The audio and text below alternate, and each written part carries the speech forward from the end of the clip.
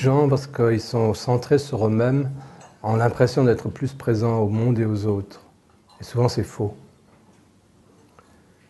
Et d'autres fois, lorsque réellement on est dans cet effort conscient d'être présent à soi-même et en même temps d'être totalement ouvert au monde et à l'autre, il s'installe naturellement, même dans des états conflictuels, il s'installe une euphonie, c'est-à-dire un mouvement qui est un mouvement harmonieux, même dans le conflit possible, même dans les oppositions d'idées. Parce que tout simplement, il y en a un des deux, les deux c'est mieux, l'un des deux qui fait cet effort conscient d'être présent à lui et à l'autre. Et dans cette présence s'installe un mouvement qui est un mouvement d'harmonie. C'est vraiment ce qu'on appelle une harmonie. Et une euphonie, c'est-à-dire une espèce d'équilibre des sons, du mouvement de la vie en réalité. Et ça peut être impulsé par une personne. Et on peut très bien sembler tout à fait calme et serein soi-même, en réalité parce qu'on s'est enfermé dans sa bulle et on a coupé tout contact avec les autres, mais on se sent relativement bien dans sa bulle. Là, il n'y a pas d'euphonie, pas d'harmonie. Et il n'y a pas cette force supplémentaire qui vous vient. Il y a uniquement cette autoconservation. Ou bien on peut être dans cet autre état où vraiment on est ouvert à travers sa respiration, à travers sa volonté, sa pensée, ses sens, présent à soi, présent à l'autre. Et à ce moment-là, on n'est pas dans sa bulle. On a créé un champ dans lequel un mouvement qui est plus grand que soi se met en route. Et ça, on peut essayer de faire des expériences de ce type-là, en particulier avec les gens avec qui on est habituellement, avec son épouse, vous êtes marié, vous avez des enfants, avec vos enfants.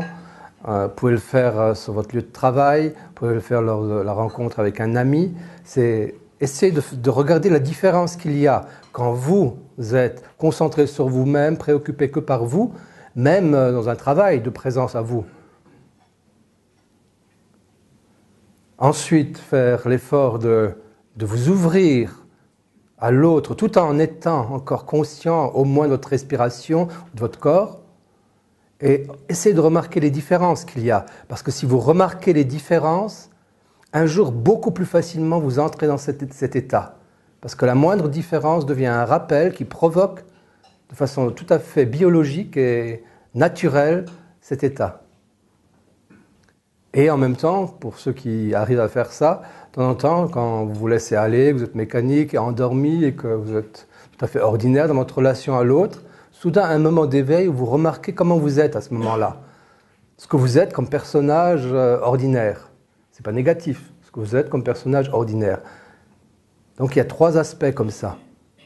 Personnage ordinaire, homme ou femme qui essaye d'être présent à lui-même, et rappel de soi, c'est-à-dire en réalité rappel de soi, c'est rappel de quelque chose de plus grand que soi qui inclut nécessairement l'autre, qui est une partie de vous-même, qui est une partie de votre vie, de votre destin, et vous le rappelez aussi. La véritable signification du rappel de soi, c'est ça, c'est rappel de l'esprit qui a meublé votre vie des autres, qui sont une partie de vous. Et là, tout commence à être tellement intéressant, surtout si vous faites ces expériences, de remarquer la différence entre les états dans lesquels vous êtes quand vous faites un exercice comme ça. Sinon, vous vivez des vies ennuyeuses qui ont besoin de stimulation de temps en temps pour vous sortir de votre ennui habituel ou de vos émotions négatives habituelles. L'ennui, la dépression, la peur, l'angoisse, pour les uns ou les autres.